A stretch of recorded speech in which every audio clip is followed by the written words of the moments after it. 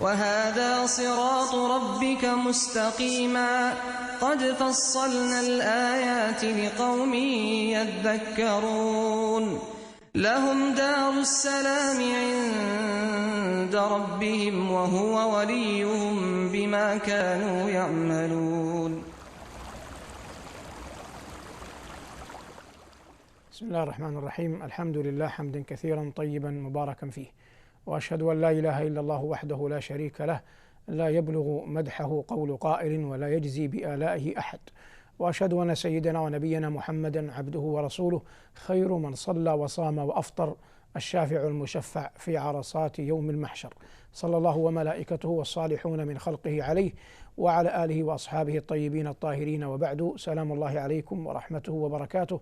هذا لقاء متجدد يأتيكم تحت العنوان العام دار السلام في هذا اليوم 27 من شهر رمضان المبارك.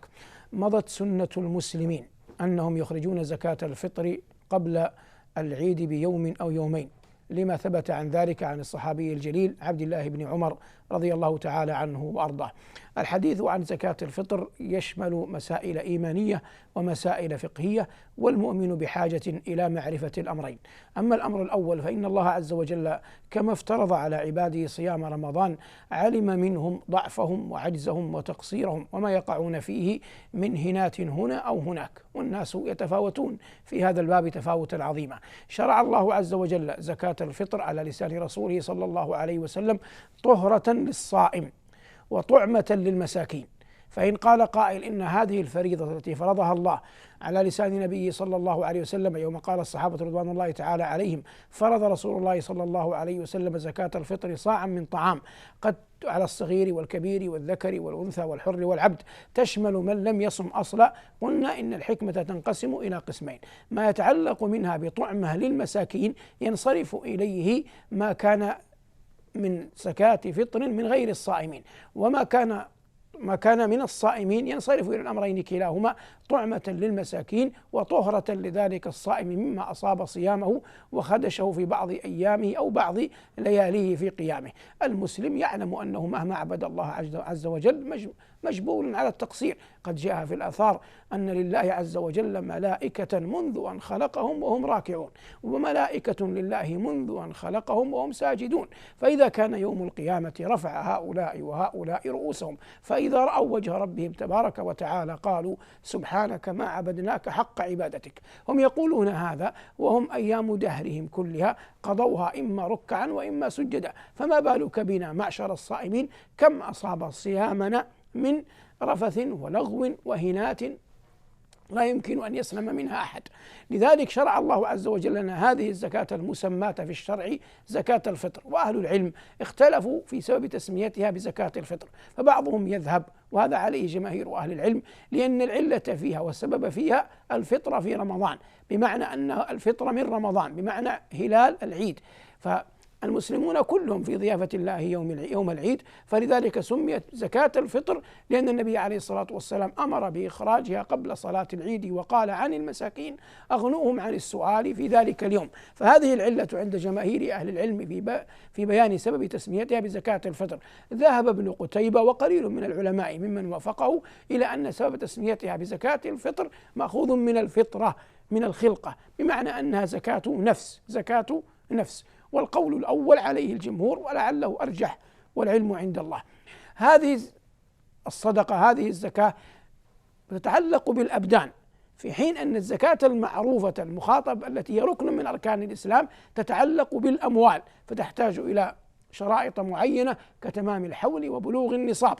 أما زكاة الفطر فهي تتعلق بالبدن، ولهذا لما نقول تتعلق بالبدن، لو كان الإنسان مثلا من دولة الإمارات ووافق أن عندما أراد أن يخرج زكاته ولم يكن في بلاده، كان خارجها، سواء كان للعمرة أو كان للسياحة أو كان للتجارة أو كان للعلم أو كان للطب، أيا كان البلد الذي هو حل فيه، عندما يريد أن يخرج الزكاة الفطر يخرجها في البلد الذي هو فيه، الذي حال إقامته، سواء كان في بلاده أو في غير بلاده، لتعلقها بالبدن. أما زكاة المال فإن النبي صلى الله عليه وسلم قال لمعاذ: وأعلمهم أن الله افترض عليهم صدقة تؤخذ من أغنيائهم فترد على فقرائهم، أي على فقراء البلد نفسه، ثم لا يجوز أن يتجاوزهم إلا في أحوال معينة. والمراد أنها تتعلق بالبدن، ولذلك لا يعلم لها نصاب، وإنما من وجد قوت يومه قوت ليلته وقوت يومه وجب عليه أن يخرجها. من وجد قوت ليله وقوت يومه، يعني وجد قوت ليلة العيد وقوت يوم العيد، وجب عليه أن يخرجها حتى لو كان ممن يقبلونها، فلا تعارض بين الأمرين، بل أوجبها العلماء حتى على الأرقاء، مع أن الرقيق لا يملك ماله، لكن قد يخرجها عنه سيده. فرضها النبي صلى الله عليه وسلم صاعا من طعام. كان الناس في زمن النبوة في مدينته صلوات الله وسلامه عليه أكثر قوتهم الشعير والتمر والأقط، فجاءت السنة تنص على هذه المطعومات، لكن أهل العلم من الفقهاء يقولون إنها ليست حصرا عليها، فكل قوت غلب على الناس في زمن ما أو بلد ما يقتاتون به جاز أن تخرج زكاة الفطر منه. ولما كان التمر نفيسا عند أهل المدينة في زمانهم، كان ابن عمر رضي الله تعالى عنه وأرضاه يتوخى أن يخرجها تمرا، ولما أعوز في إحدى السنين، يعني قل ما في ذات يده، قل التمر عنده، أخرجها شعيرا. ومع ذلك يخرجها الناس الآن في زماننا في أكثر البلاد يخرجونها أرزا، لأنها قوت أكثر الناس في جزيرة العرب ودول الخليج وما حولها. والعبرة بنفع أولئك الفقراء والمساكين، فإطعام الناس الفقراء والمساكين من غالب قوت البلد يتفق مع مقاصد الشرع، ولا يعارض قول الصحابي الجليل عن رسول الله صلى الله عليه وسلم: فرض النبي عليه الصلاة والسلام زكاة الفطر صاعا من طعام، لأن هذا كله يندرج فيما هو طعام يقتاته الناس. ينبني على هذا مسألة إخراجها نقدا قال به بعض الفقهاء، والذين قالوا بهذا لهم وجه في الشرع، لكن العمل بالنص أولى وأكمل وأحرى وأحق. ومع ذلك نقول لا يمكن الإنكار، خاصة إذا كان ذلك الذي يريد أن يخرجها مالا غلبت لديه مصلحة راجحة أو للضرورة. فمثلا رجل وهو ذاهب إلى صلاة العيد تذكر أنه لم يخرج زكاة الفطر، وليس بالإمكان أن يصل إلى متجر يبيع الزكاة، لكنه لقي مساكين، فلو أعطاهم في هذه الحالة أموالا نقدا على أنها زكاة فطر يريد أن تبرأ ذمته، فمثل هذه الحالة تقبل لقول فريق من العلماء من قبل بهذا العمل، فما دام له إمام متبوع موثوق لا يمكن أن ننكر عليه إنكارا، لكن نقول الأوفق الأرجح ما ندين الله به: يتأدب الإنسان مع غيره من العلماء إذا خالفهم في الرأي، وكلهم من رسول الله ملتمس غرفا من البحر أو رشفا من الديم. هذه الصدقة العظيمة يقول بعض أهل العلم إن القرآن أشار إليها، أما أن السنة جاءت بها فهذا أمر مقطوع به، لكن الذين يقولون إن القرآن أشار إليها أخذوه من قول الله عز وجل: قد أفلح من تزكى وذكر اسم ربه فصلى. وهذا يؤثر عن أمير المؤمنين عمر بن عبد العزيز الخليفة الأموي المعروف. عمر بن عبد العزيز والده اسمه عبد العزيز بن مروان، أخ لعبد الملك بن مروان، وهذا إذا أذنتم استطراد تاريخي. وكان عبد العزيز بن مروان حاكما لمصر، واليا لمصر في عهد أخيه عبد الملك، وربما رغب في الملك بعد أخيه، إذ أن الأصل كان عندهم أن يكون عبد العزيز ولي عهد المسلمين بعد أخيه عبد الملك بن مروان، وكان يحكم مصر آنذاك. فرغب عبد الملك أن يجعل ولاية العهد في أبنائه، في الوليد وسليمان وهشام ويزيد، وكلما حاول أن يصنع ذلك يرده أحد العقلاء من وزرائه يسمى رجاء بن حيوة، كان مقربا من عبد الملك بن مروان. كذلك عبد الملك بن مروان كان له نديم يأتيه يمضي عنده أكثر الليل ويسمر معه، اسمه روح بن زنباع. فذات يوم عزم عبد الملك على أن يخلع أخاه عبد العزيز من ولاية العهد ويجعلها في أبنائه، لكن رجاء بن حيوة منعه أدبا بدلته عليه باستشارته له، وأخذ يقنعه: يا أمير المؤمنين لا تفعل، يا أمير المؤمنين لا تفعل، لا تنقض العهد. فلما استضاف عبد الملك بن مروان روح بن زنباع عنده أخبره بالأمر، لكن روحا خالف رأي رجاء وقال: يا أمير المؤمنين والله لو خلعته وبايعت ابنك وأعطيت ولاية العهد لابنك لما اعترض على هذا أحد، وأنا أول من يؤيد.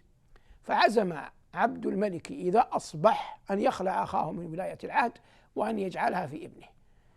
فقبل أن يصبح جاءه رجاء وطرق الباب وهو وزيره ومستشاره وقائم على حجابة أمره، قال: يا أمير المؤمنين، عظم الله أجرك في أخيك عبد العزيز، أي أن عبد العزيز توفي، فكفى الله عز وجل عبد الملك مؤونة أن يخلع أخاه من ولاية العهد. موضوع الشاهد: حرم الله عز وجل عبد العزيز بن مروان أخ عبد الملك من ذلكم الأمر. ثم تولى بعد عبد الملك الوليد، ثم أخوه سليمان. لما تولى سليمان جاء رجاء لما استشاره سليمان في من يلي الناس بعده، وكان سليمان قد حم فجأة وأدركه الموت وأحب أن يلي الناس بعده من يثق به، فأشار عليه رجاء أن يجعلها في عمر. قال: ماذا أصنع بأبناء عبد الملك، يعني بإخوتي؟ قال: اجعلوا بعدهم. فجعل الأمر بعده في يزيد ثم هشام. والمراد كيف أفاء الله عز وجل بالخلافة بعد أن حرمت من أخيه، كيف أفاءت إلى عمر بن عبد العزيز. عمر هذا هو المعروف بأشج بني مروان، لشجة كانت في رأسه، وبني مروان أي بني مروان بن الحكم. والخلافة انتقلت من البيت السفياني إلى البيت المرواني في أيام مروان بن الحكم، ثم في أبنائه عبد الملك، ثم في ذرية عبد الملك. المراد أن هذا الخليفة الصالح المجمع عند الأمة على جلالته وعدله كان يقول إن قول الله عز وجل: قد أفلح من تزكى وذكر اسم ربه فصلى، يحمل على زكاة الفطر، وأن الصلاة المراد بها هنا صلاة العيد. وهذا رأي قاله عمر بن عبد العزيز، وهو محل إجلال، وإن كانت السورة من حيث الإجمال سورة مكية من الصعب أن يقال إنها كانت تتحدث عن زكاة الفطر. لكن لو قلنا إن من معاني الآية هذا، وأظن عمر رضي الله عنه وأرضاه أراد هذا، رحمه الله أراد هذا، لو قلنا بذلك لما أبعدنا عن الصواب. هذا حديث عن زكاة الفطر. لمن تصرف زكاة الفطر؟ جماهير أهل العلم يرون أن مصرف زكاة الفطر هو مصرف الزكاة الركن، أي 8 المذكورين في قول الله عز وجل: إنما الصدقات للفقراء والمساكين والعاملين عليها وفي الرقاب والغارمين وفي سبيل الله وابن السبيل فريضة من الله. وذهب المالكية إلى أنها لا تصرف إلا للفقراء والمساكين، ورجح هذا القول واختاره شيخ الإسلام ابن تيمية رحمه الله. والحق فيما يظهر لي ما ذهب إليه المالكية واختاره شيخ الإسلام رحمه الله، في أن الذي ينبغي أن تكون زكاة الفطر تصرف إلى الفقراء والمساكين. أما بقية 8 فهذه عبادة تتعلق بالبدن، وهي أقرب إلى الكفارات، والكفارات ليس محلها في الشرع إلا الفقراء والمساكين. بقينا كيف يخرجها الإنسان؟ يخرجها عن نفسه وعن من كلفه الله عز وجل بنفقتهم، عن زوجته وأبنائه وبناته، يخرجها عنهم ما دام في الأصل أنه ينفق عليهم. الزوجة الأصل أن الإنسان يخرج عن زوجته، لكن له أن لا يخرج عنها في أحوال 3. الحالة الأولى إذا كانت الزوجة غير مدخول بها بعد، يعني عقد عليها لكنه لم يدخل بها، فهي لا تلزمه نفقته بعد، لا تلزمه نفقتها بعد، فلا تلزمه زكاتها. الحالة الثانية أن تكون الزوجة قد دخل عليها الزوج لكنها نشزت عنه، ارتفعت عنه وذهبت إلى بيت أهلها وأبت أن تطيعه، فهي ها هنا ليس لها نفقة، وبما أنه ليس لها نفقة ليس له أن يزكي عنها. الحالة الثالثة، وهذه لا تقع، يعني يعني حتى لو صنع لما قبل، وهي أن تكون الزوجة كتابية.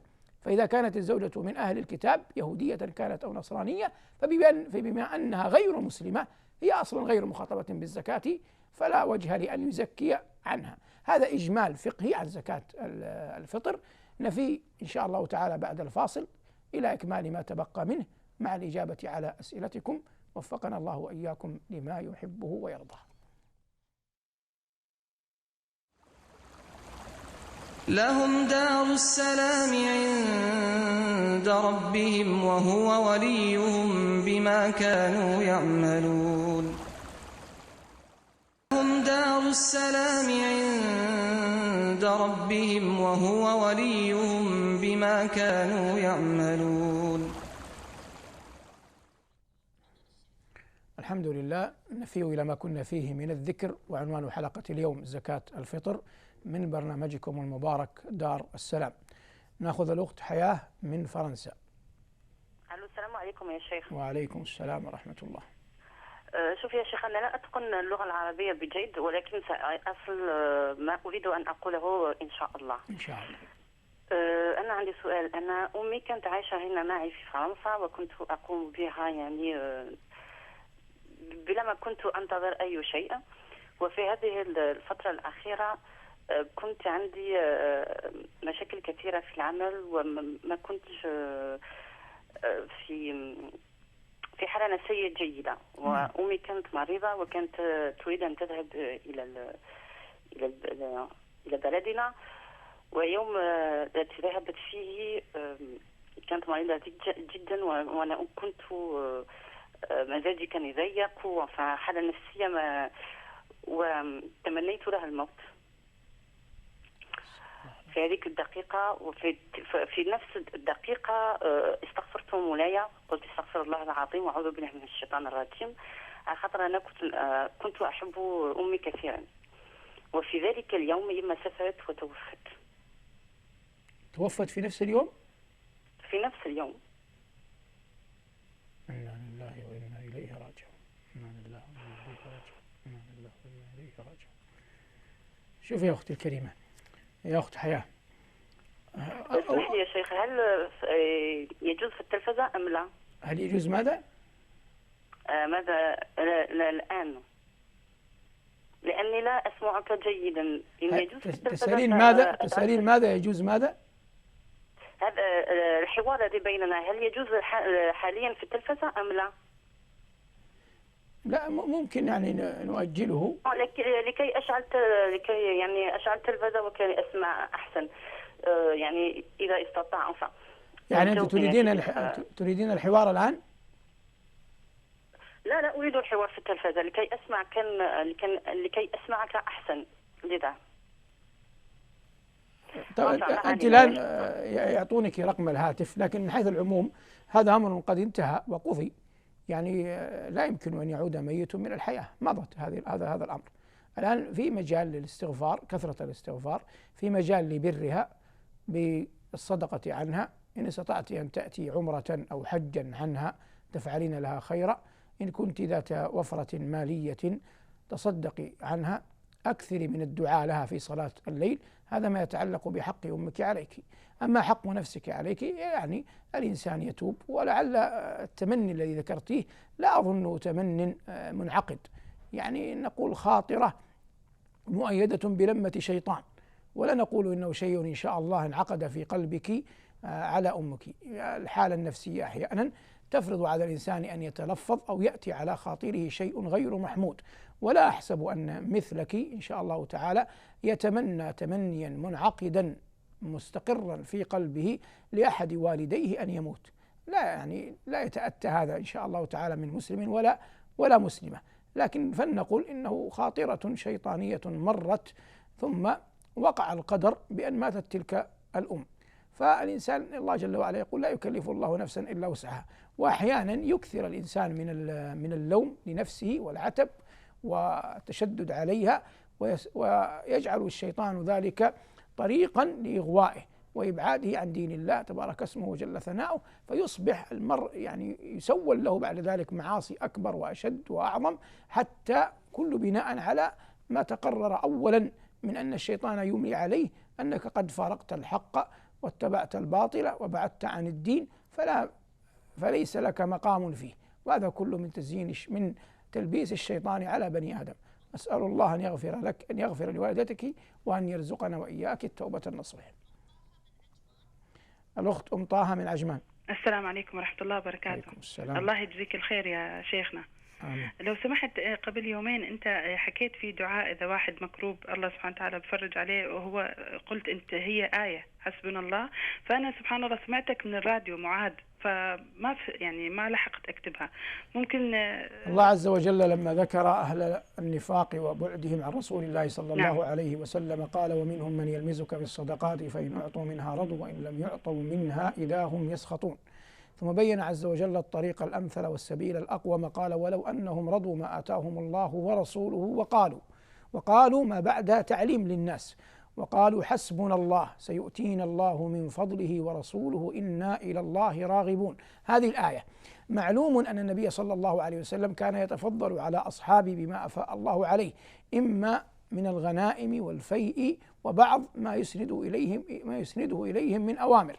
لكن النبي عليه الصلاة والسلام قبض الله عز وجل روحه إليه، فهو عليه الصلاة والسلام يحيا حياة برزخية كاملة تامة الله أعلم بها، لكنه شرعا عقلا نقلا معدود في الأموات، إنك ميت وإنهم ميتون. ولذلك خلف الصديق النبي في الأمة بعد وفاته، فلا يقال ورسوله، فنقول حسبنا الله. الآن إذا أردت أن تكتبي حسبنا الله سيؤتينا الله من فضله إنا إلى الله راغبون. أعيد أيتها الأخت الكريمة الأخت أم طه: حسبنا الله سيؤتينا الله من فضله إنا إلى الله راغبون. أنا زعيم أن من قال هذا برحمة الله سيفرج الله عز وجل عنه ويدر عليه الرزق. هذا من تعليم القرآن، وليس مما يمكن أن يزعم أحد أنه من بدع القول. الأخ عبد الله من السعودية، تفضل. السلام عليكم. أم عبد الله، أنا آسف، تفضلي يا أم عبد الله. حياك الله يا أستاذ الشيخ صالح. نعم. جزاك الله خير. أنا بتخص بس أمي وأبوي بالدعاء يا شيخ، يعني أبوي مبتلى بالمرض وأمي مبتلى بالمرض، فبتخص بالدعاء. جزاك الله خير يا شيخ. عندي سؤال ثاني بالنسبة يا شيخ لمن تعثر عليه الرزق في جميع أمور حياته، يعني لا في الوظيفة ولا في جميع أمور حياته تعثر عليه الرزق، تأثر جدا يعني، حتى في صحته مبتلى، يعني وش تنصح يا شيخ؟ تكلمين عن تعثر في حياتك؟ تعثر، أي هل السؤال معروض على الهواء ولا؟ نعم. أي فلمن تعثر عليه أمره يعني. أنت متزوجة أم عبد الله ولا هذه كنية؟ متزوجة ولا هذه كنية؟ لا كنية. تعملين؟ لديك عمل؟ بس عمل ظروف صعبة قليلا، صعبة شديدة يعني. تعملين؟ أسألك تعملين؟ أعمل أيوه أعمل يا شيخ. الوالدان موجودان؟ إيه، وظروفهم الصحية صعبة جدا يعني. لك إخوان أكبر منك؟ نعم. شوف يا أم عبد الله، يعني الله جل وعلا يبتلي، يعطي الدنيا لمن يحب ومن لا يحب، ولا يعطي الدين إلا لمن يحب. ويا ربنا يقول: لقد خلقنا الإنسان في كبد، ويقول: لتركبن طبقا عن طبق، ويقول: خلقكم أطوارا. ثقي تماما أن الناس مهما كانوا يمرون بمراحل. أي أحد ترينيه الآن من الموفقين، سواء في العلم أو في التجارة أو في المناصب أو في أي شيء مما يعطى الإنسان دنيويا، ثقي تماما أنه قد مر بأطوار، وأنه لا يعقل أنه منذ أن ولد كان هذا الرجل، مستحيل، أو كانت تلك المرأة، مستحيل، مر بأطوار. من تلكم الأطوار ما لم يكن يخطر على باله يوم أنه سيقع في مثل هذا الأمر، محال. لابد الحياة تمر بأطوار، لكن الإنسان يستعين بالله عز وجل ويعلم أن ما أصابه لم يكن ليخطئه وما أخطأه لم يكن ليصيبه. أنا أعلم أنك سمعت هذا الكلم كثيرا، لكن قولي في دعائك: اللهم إن في تدبيرك ما يغني عن الحيل. أكثري من هذا القول: اللهم إن في تدبيرك ما يغني عن الحيل. كوني واثقة بالله، واعلمي أن كل من ترينه مر بحياته بأطوار حتى وصل إلى ما وصل إليه، أيا كان حاله. وحتى من ترينه في نعمة، بعض النعم تكون هي بذاتها ظاهرة، لكن قد يكون في نفسه، في بيته، في أهله، في ماله، في ولده مبتلى بابتلاءات عظام، كل أحد. فالإنسان التشكي وكثرة العثرات لا ينبغي أن تكون لها سلطان علينا، إنما الإنسان لابد أن ينظر إلى الأشياء الجميلة التي أفاءها الله عز وجل علينا، فينظر في من حرمها حتى يعرف فضل الله تبارك وتعالى عليه. والله يا أختي الكريمة، ما دمت قادرة على أن تصلي وتسجدي وتعفري جبهتك في التراب لله، فأنت قسما بمن أحل القسم على خير عظيم. رزقت عافية ورزقت إيمان، لأن قد يوجد إنسان عنده عافية لكن ليس عنده إيمان يدفعه إلى السجود. وكوني واثقة بربك وقولي اللهم إن في تدبيرك ما يغني عن الحيل، وأكثري من قول ربنا آتنا في الدنيا حسنة وفي الآخرة حسنة وقنا عذاب النار. أسأل الله يا أم عبد الله أن يفرج همك ويكشف غمك ويعجل لك بالفرج. الأخت أم ريان من فرنسا. السلام عليكم يا شيخ. شوف يا شيخ، أنا في صراع دائم بيني وبين نفسي. أنا امرأة متزوجة وعندي ولد اسمه رايان، ولكن زوجي لما تزوجته عائلته مسلمة، ولكن هو لا يبد لي من المسلمين، لا يصلي ويؤمن بسيدي عيسى بأنه ابن ربنا، استغفر الله. وأنا لا أعرف ماذا أفعل. أنا أصلي وأصوم وأتكي وهو لا يعمل كل هذه الأشياء. أخيرا أردت أن أنا متبرجة وأريد أن ألبس الحجاب وهو لا يقبل، وأنا في ذاتي في صراع دائم. لما أصلي أطلب لربي سبحانه أن يهديه ويهديني معه. كم عمره؟ نعم. هو كم عمره الزوج؟ عمره 48 سنة. أنا لما تزوجته لم أكن أعرف أنه لا يكون مسلم. لو طلبت الخلع منه قانونيا في البلاد التي أنتم فيها تتضررين كثيرا؟ في هذه البلاد الخلع غير موجود. في فرنسا لا موجود الخلع، موجود إلا الطلاق. يعني هل يوجد طريقة قانونية تستطيعين أن تتفكين منه؟ الطلاق يعني هل معمول به عندكم؟ يعني لو رفض هو أن يطلق، لا يسقط فيتم أعوام كثيرة، ولكن الطلاق يسقط فيكون يعني تأخذ أعوام كثيرة في المحاكم. فوالا وي نعم هكذا. هو شوف يا أختي الكريمة، أنت أعلم بالأمر قانونيا، أنا لا أدري ما المتبع في مثل هذه الحالات عندكم، لكن لو استطعت أن تنفكي منه لكان لك أكمل وأحسن. فإن غلب على الظن أن هذا لا يتأتى وينجم عنه ضرر كبير على شخصك، فاسأل الله عز وجل أن يهديه، واسأليه أن يكفيك الهم فيه. قولي في دعائك اللهم اكفني ما أهمني وما لم أهتم به، اللهم اكفني ما أهمني وما لم أهتم به. أسأل الله أن يهديه ويرده إلى سواء السبيل. شكرا يا أم ريان. نعود إلى ما كنا. تفضل يا أم عبد العزيز من الكويت. السلام عليكم، شلونك شيخنا؟ الحمد لله، حياك الله. أسأل الله العظيم رب العرش العظيم الذي جل في علاه وخلق السماوات السبع وخلق كل شيء أن يحشرك مع الحبيب المصطفى يوم القيامة. آمين يا رب العالمين. وأنت بإذن الله من يسمع. حياك الله. ما أدري أنا شنو أقول لك. أولا أحمد الله وأشكره كثيرا سبحانه وتعالى أنه خلاني أسمع صوتك، هذا أول شيء. وأسأل الله الذي أحيا قلبي بإذنه على يدك أن يحيي قلوب المسلمين جميعهم على يدك، وأن يجعلك في ميزان حسناتك. آمين يا رب العالمين. آمين يا الله. وأن يجعلك جل في علاه يخليك تختار أي أبواب الجنة تدخل من عندها كيف تشاء. آمين يا رب العالمين. شكر الله لك هذه المشاعر الطيبة، ونسأل الله لا يفتننا بقولك ولا يفتن الناس بنا، وأن يتولانا وإياك برحمته يا أم عبد العزيز. شكر الله لك. ممكن السؤال إذا تفضلتي؟ أدعو لك بالسجون إن الله أن يثبتك على طاعته، وأنه يتوفاك وهو راض عنك ويعز بيك الإسلام والمسلمين، وأن يهب لك من ذريتك من يحمل العلم من بعدك. آمين يا رب العالمين. آمين يا الله. آمين. شكر الله لك يا أختي الكريمة، شكر الله لك. في ثمة سؤال يا أم عبد العزيز؟ طيب. طيب ناخذ الأخت خديجة من المغرب. السلام عليكم يا شيخ. وعليكم السلام ورحمة الله. من فضلك يا شيخ عندي 3 أسئلة. تفضلي. أنا حجيت السنة هذه الماضية، هذه السنة هذه،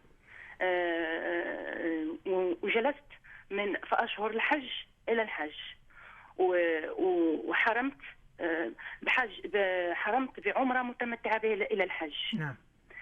وبعدين أنا عرفت بأن مو لازم أخرج إلى الحل من مكة. نعم.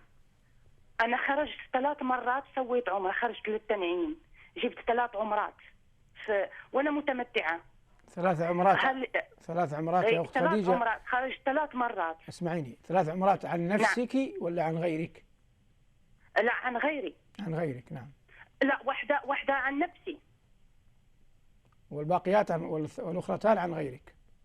عن غيري. نعم. واضح السؤال. إيه. هذه أول شيء. وبعدين أبغى أسألك يا شيخ عن الآية التي تقول من أحيا نفسا كأنما أحيا الناس جميعا ومن قتل نفسا إيه. واضح الآن. هل هذا ينطبق على الحيوانات أو يعني ولا على نفس بني آدم بس؟ نعم. إيه. وثالث سؤال هو يعني شو رأيكم يا شيخ في صدقة المصاحف للمساجد؟ بالنسبة للأول يا أخت خديجة. نعم. تسمعيني؟ بالنسبة للسؤال الأول، العمرة، الحج والعمرة صحيحتان ليس فيهما حرج، فكونك قد خرجت ثم اعتمرت من التنعيم لك ولغيرك هذا لا يقطع تمتعك، لا يقطع التمتع. تسمعين؟ أي لا يقطع التمتع. الأمر الثاني قول الله عز وجل: من أجل ذلك كتبنا على بني إسرائيل أنه من قتل نفسا بغير نفس أو فساد في الأرض فكأنما قتل الناس جميعا ومن أحياها فكأنما أحيا الناس جميعا ولقد جاءتهم رسلنا بالبينات ثم إن كثيرا منهم بعد ذلك في الأرض لمسرفون. المقصود أيتها المباركة أخت خديجة من الآية بيان حرمة الدماء والتجرع عليها ورفع السيف على الناس بغير وجه حق، هذا كله حرمه الله عز وجل. فالإنسان إذا امتنع وقع في قلبي أن هذه الدماء محرمة فكأنما تسبب في حياة الناس، وإذا وقع في قلبي أن هذه الدماء عياذا بالله مباحة فكأنما تسبب في قتلهم وإماتتهم. لكن تحمل الآية على معان كثيرة في كل خير يقدم. أما ما يتعلق بغير بني آدم من الحيوانات فهذا يفهم من أدلة أخرى جاء الشرع بأن الإنسان يكون رفيقا بها ولا يتعرض لها بهذا، وبعضها جاء الشرع بتحريمه وبعضها جاء الشرع بالأمر بقتله حتى في الحل والحرم كما يعرف في الفقه بالفواسق. وضع الإنسان المصاحف في المساجد يا أخت خديجة عمل طيب مبارك يؤجر عليه لعظيم ثوابه لعظيم أثره على الناس. أيها المباركون، في الآن إلى فاصل ثم نؤوب إلى ما نحن فيه من الخير في حلقة زكاة الفطر من هذا البرنامج المبارك. لهم دار السلام عند ربهم وهو وليهم بما كانوا يعملون. لهم دار السلام عند ربهم وهو وليهم بما كانوا يعملون. نسأل الله الملك المنان أن يختم لنا ولكم شهر رمضان بالغفران ونحن في أيامه ولياليه الأخيرة. نأخذ الأخت أم أحمد من أبو ظبي في هذا الحلقة اليوم زكاة الفطر. تفضل يا أم أحمد. ألو، السلام عليكم. وعليكم السلام. عندي سؤال يا شيخ. تفضلي. أنا عندي بنت عمرها 2 و5 شهور تقريبا، وأخوي كان عنده بنت صغيرة عمرها 2 شهر وكانت تصيح يعني، فأرضعتها أنا من صدري، مش رضاعة بس كأهديها يعني. فهي مسكت الثدي لكن يعني مرة واحدة أو 3 مرات تقريبا، يعني بين مرة شوفي يا أختي الكريمة، هذه ما فيها تقريبا ولا فيها مثلا، هذا رضاع يتعلق من ثبوته أحكام. فأنت تقولين وفقك الله يا أم أحمد إن ابنة أخيك عمرها 2 شهر ثم إنها أكثرت الصياح فحملتيها أنت، حسن، مع معايا.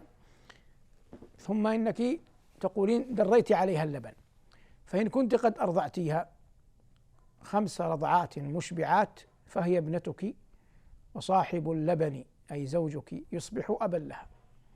وإن كانت لم تصل إلى 5 رضعات مشبعات فبعض العلماء يرى ولو أنها رضعة واحدة، فمن باب الاحتياط يقيد هذا ويدون. والأكمل أحوط للدين ألا تتزوج هذه البنت من أحد من أبنائك، حتى لو لم نجعلها محرما لهم، لكن لا تتزوج.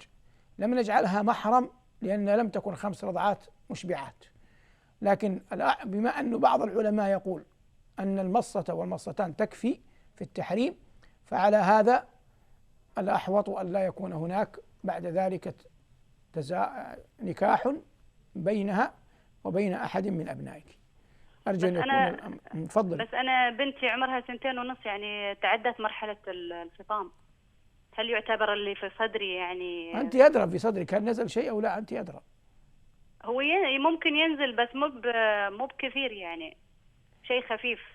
هي لكنها رضعت، هي مسكت الثدي يعني، بس ما رضعت رضعة يعني المشبعة، ما رضعت رضعة مشبعة، لا تصل إلى حد أن تقوم حرمة، لكن هذه الرضعة كافية في الاحتياط أنه لا يصبح هناك نكاح، كافية جدا، لا تدخلون في باب الشبهات. الأخت خديجة من المغرب. السلام عليكم يا شيخ. عليكم السلام. شكرا يا شيخ. أنا سألتك عن الحج، يعني أنا ما علي شيء، وعندي بعدين سؤال آخر. لا ليس عليك حج، كونك اعتمرت فترة التي كنت فيها في تمتع لا يمنع أنك بعد ذلك تحرمين بالحج في اليوم الثامن كما فعلت. يعني ما علي لا ليس عليك لا شيء، دم ولا صدقة ولا صيام ولا شيء. إن شاء الله ليس عليك شيء، تفضلي. إن شاء الله. يعني أبغى الشيخ أسألك، أنا عندي دين شوية كثير ونبغاك تدعي لي يا شيخ، وقول لي دعاء يعني أقوله يعني لقضاء الدين. قل اللهم اكفني بحلالك عن حرامك وأغنني بفضلك عمن سواك. اللهم اكفني بحلالك عن حرامك وأغنني بفضلك عمن سواك. اللهم فارج الهم كاشف الغم مجيب دعوة المضطرين رحمن الدنيا والآخرة ورحيمهما أنت ترحمني فارحمني رحمة من عندك تغنني بها عن رحمة من سواك. أعيد إذا كنت تكتبين أو تسجلين: اللهم فارج الهم كاشف الغم مجيب دعوة المضطرين رحمن الدنيا والآخرة ورحيمهما أنت ترحمني فارحمني رحمة من عندك تغنني بها عن رحمة من سواك. في الأول الدعاء الأول تقولين: اللهم اكفني بحلالك عن حرامك وأغنني بفضلك عمن سواك. هذه آثار ثابتة في أنها تكون سببا بعون الله تعالى على قضاء الدين. أسأل الله أن يفرج همك ويقضي دينك ويمن عليك بالرزق الوافر. نأخذ الأخ حمد من أبو ظبي. تفضل يا أخ حمد.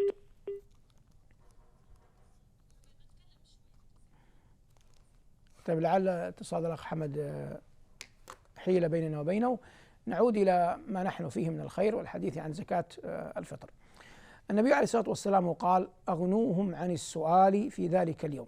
وهذا يبين عظيم الرحمة التي ينبغي أن تشيع بين المؤمنين، في أن الإنسان مهما من الله عز وجل عليه بالوفرة في المال والبلغة فيه يتذكر أن الله عز وجل بقدرته حرم غيره، وما حرم غيرنا إلا ليبتلينا نعطيهم أو لا نعطيهم.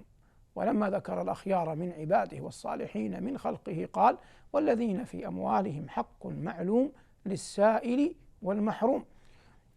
فإعطاء السائل والمحروم من الصدقات العامة مرغب فيه، ويتأكد في زكاة الفطر، ويكون ركنا في الزكاة المفروضة. هذه الزكاة كذلك استحب العلماء أي زكاة الفطر إخراجها عن الحمل، لكنهم لم يقولوا بوجوبه، اللهم إلا ما روي ذلك عن ابن حزم رحمه الله تعالى.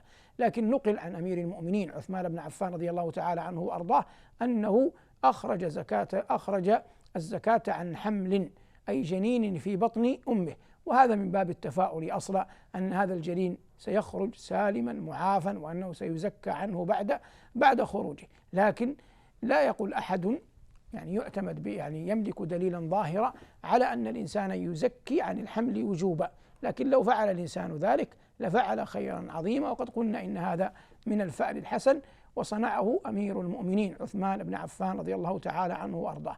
وعثمان كما نعلم ثالث الخلفاء الراشدين من بني أمية، كان شديد الحياء رضوان الله تعالى عليه، حتى إن النبي صلى الله عليه وسلم قال عنه: ألا أستحي من رجل تستحيي منه الملائكة. فكون الإنسان يتخذ من عثمان قدوة قد أصاب السنة بلا ريب. أبو محمد من نيوزيلندا، تفضل. السلام عليكم ورحمة الله وبركاته. وعليكم السلام ورحمة الله وبركاته. حالك يا شيخنا الفاضل؟ بخير وعافية. مبارك عليك الشهر. وعليكم. أسأل الله أن ينفع بك البلاد والعباد. آمين. عندي يا شيخ سؤال، ولكن لا ينفع البوح به أمام العامة، في هذا رقمك لو سمحت. يعطونك الإخوة يا أبا محمد الهاتف إن شاء الله، وأبشر نتواصل معك لعل الله أن يجعلنا سببا في عونك. الأخ عثمان من الجزائر، تفضل يا أخ عثمان. السلام عليك يا شيخ. وعليكم السلام ورحمة الله وبركاته. كيف حالك يا شيخ؟ بخير وعافية الحمد لله. والله يا شيخ إني أحبك في الله. أحبك الله. بارك الله فيك يا شيخ، الله إن شاء الله يكتب لك القبول في الدنيا والآخرة. اللهم آمين اللهم آمين. يا شيخ، ما نصيحتك لمن ركبه دين؟ الدين كما بينا سلفا يبتلى به العبد، والنبي صلى الله عليه وسلم قال: لا تخيفوا أنفسكم وهي آمنة. ومعنى الحديث أن الإنسان يكثر على نفسه من الدين. ويقولون إن أمير المؤمنين عمر بن الخطاب رضي الله تعالى عنه وأرضاه رأى رجلا مقنعا، فقال عمر للرجل: أما بلغك أن لقمان الحكيم يقول إن التقنع في الليل ريبة وفي النهار مذلة؟ قال: يا أمير المؤمنين إن لقمان لم يكن عليه دين. من هذا تفهم يا أخ عثمان وفقك الله أن الدين من كربات الدنيا بلا شك. والعرب تقول في مفهوم كلامها، تقول: البنت هم ولو مريم، والدين غم ولو درهم. ويقولون: والسؤال مذلة ولو أين السبيل، والغربة وحشة ولو كانت إلى ميل. المقصود من هذا مسألة الدين. قل: اللهم اكفني بحلالك عن حرامك، وأغنني بفضلك عمن سواك. وقل: اللهم فارج الهم كاشف الغم مجيب دعوة المضطرين رحمن الدنيا والآخرة ورحيمهما، أنت ترحمني فارحمني رحمة من عندك تغنني بها عن رحمة من سواك. وأكثر من قول: ربنا هاتنا في الدنيا حسنة وفي الآخرة حسنة وقنا عذاب النار. وقل: حسبنا الله سيؤتينا الله من فضله إنا إلى الله راغبون. حسبنا الله سيؤتينا الله من فضله إنا إلى الله راغبون. هذه الآثار جملة وتفصيلا من السنة والكتاب كلها بإذن الله يجعلها الله عز وجل عونا لك على قضاء دينك. أسأل الله بعز جلاله وكمال جماله أن يقضي عنك دينك. الأخ عبد الوهاب من الجزائر، السلام عليكم شيخ. وعليكم السلام ورحمة الله. لا حول ولا باس. إياك شيخ، أريد أن أسألك في سؤال الآية الكريمة: وإن منكم إلا واردها كان على ربك حتما مقضيا ثم ننجي الذين اتقوا ونذر الظالمين فيها جثيا. هل معنى هذا أن الأمة هذه الآية يا أخ عبد الوهاب في سورة مريم الله عز وجل قال قال: وإن منكم إلا واردها، قال قبلها: هل تعلم له سميا؟ فوربك لنحشرنهم والشياطين ثم لنحضرنهم حول جهنم جثيا ثم لننزعن من كل شيعة أيهم أشد على الرحمن عتيا ثم لنحن أعلم بالذين هم أولى بها صليا. وإن منكم خطاب لسائر الخلق إلا واردها أي جهنم كان على ربك حتما مقضيا أي أمرا لازما حقا لا بد أن يقع. ثم ننجي الذين اتقوا ونذر الظالمين فيها جثيا. فسر العلماء هذه الآية بالتالي أن هذا المراد به الصراط المنصوب على ظهراني جهنم، جعلني الله وإياك برحمته ممن يجيزه. هذا الصراط أدق من السيف وأحد من السيف وأدق من الشعرة على بعض الأقوال. أي أحد يا أخ عبد الوهاب يعطى يوم القيامة نور، والناس يومئذ ثلاثة أحوال: كافر ومنافق ومؤمن، كافر ومنافق ومؤمن. فأما الكافر فمنذ أن يأخذ نوره يطفأ ويذهب ويزول فيسقط في جثى جهنم. وأما المنافق فإنه يرقى بنوره الصراط حتى ينتصف فيه، ثم يرى المؤمنين قبله وقد أجازوا. وقد خلد القرآن هذا المعنى، قال الله عز وجل عنهم أنهم يقولون: انظرونا نقتبس من نوركم، قيل ارجعوا وراءكم فالتمسوا نورا فيتساقطون. أما المؤمنون فلا ريب أن المؤمنين في الدنيا أحوالهم تختلف في طاعتهم وكمال إيمانهم وقربهم من الله عز وجل وبعدهم عنه، هذا بالطاعات وهذا بالمعاصي. فمن الناس من يمر كأجاود الخيل، ومنهم من يمر كالبرق، ومنهم من يمشي مشيا، ومنهم من يحبو حبوة. كل إنسان يكون إمضاؤه مشيه مروره على الصراط على قدر حاله. والنبي عليه الصلاة والسلام في الصحيحين قسم الناس على الصراط أي المسلمين إلى 3 أقسام: فمنهم من ينجو، ومنهم من ينجو بعد أن يخدش، ومنهم من يتساقط في النار عياذا بالله. لكن هؤلاء تدركهم الشفاعة كما مر معنا في لقاء الشفاعة، والمقصود تدرك بعضهم الشفاعة كما مر معنا، والمقصود هذا المعنى العام لقول الله عز وجل: وإن منكم إلا واردها كان على ربك حتما مقضيا. الأخت رشيدة من دبي، تفضلي. السلام عليكم دكتور صالح. وعليكم السلام. ما شاء الله عليك، الله يحفظك، وانت من الارض المباركه، الله يجعلنا نزوروا ذيك الارض المباركه ان شاء الله طويل العمر. الله يخليك. انا عندي مشكله بغيتك تنصحني، الله يجازيك خير. انا مطلقه من 2004 وعندي ما شاء الله اولاد. انا كانت عندي شركه وتسكرت بسبب الازمه العالميه، ومن 2009 وجوازي تحجز من 2009، وكيف انا جددت الإقامة تبع الشركة صارت لي المشكلة، والحين أنا جوازي محجوز. قولي دعاء شو أعمل؟ أعطيت أوراقي لكل الناس تبع المحكمة، أعطيتهم أرقام، وأنا أولادي والله العظيم مرات ناكل مرات في هناك من ينصحك، اسمعيني، هناك من ينصحك قانونيا، وهناك من ينصحك إيمانيا شرعيا. أنا أتكفل بالجانب الثاني إيمانيا وشرعيا. قانونيا البلد ولله الحمد هنا محكومة ولها أنظمة، يعني أصحابها قائمون عليها حافظون لها، وإن شاء الله تعالى لن تظلمي وما لك من حق ستأخذيه. لكن أنا أبين لك الطريق الإيماني، ماذا يفعل الإنسان إذا أصابه كرب. قولي في سجودك: اللهم إن في تدبيرك ما يغني عن الحيل. وقولي لو تستطيعين تكتبين معي الآن يكون طيب، لو تستطيعين أن تكتبي معي الآن يكون طيب. في سجودك قولي: اللهم يا ولي نعمتي وملاذي عند كربتي، اجعل ما أخافه وأحذره بردا وسلاما علي كما جعلت النار بردا وسلاما على إبراهيم. اللهم يا ولي نعمتي وملاذي عند كربتي، اجعل ما أخافه وأحذره بردا وسلاما علي كما جعلت النار بردا وسلاما على إبراهيم. وأنا الآن أدعو لك وأقول: اللهم يا ولي نعمتنا وملاذنا عند كربتنا، اجعل ما تخافه أختنا رشيدة بردا وسلاما عليها كما جعلت النار بردا وسلاما على إبراهيم. هذا مجمل ما تيسر الإجابة عليه من أسئلتكم المباركة الواردة إلينا في هذا البرنامج المبارك دار السلام. أسأل الله جل وعلا أن يجعل حياتنا وحياتكم في سلام.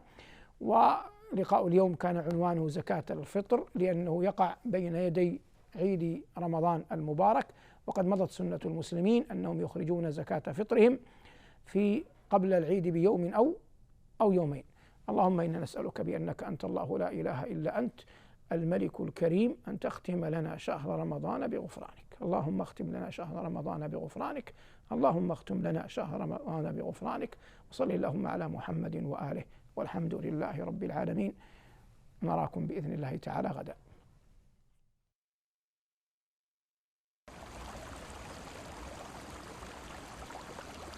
وهذا صراط ربك مستقيما قد فصلنا الآيات لقوم يذكرون. لهم دار السلام عند ربهم وهو وليهم بما كانوا يعملون.